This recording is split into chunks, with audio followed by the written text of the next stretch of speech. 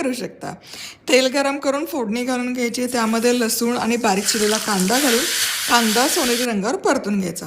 आलं, लसूण, सुकं किसलेलं खोबरं, टोमॅटो याची पेस्ट करायची आणि ही पेस्ट कांदा परतून झाला की घालून 4-5 मिनिटं छान शिजवून घ्यायची.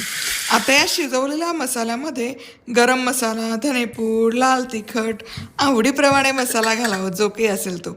आता शिजवलेला काळा चणा गरम गरम या मसाल्यामध्ये घालायचा आणि चवीपुरतं मीठ, कोथिंबीर घालून 7-8 मिनिटं अजून शिजवून घ्यायचं.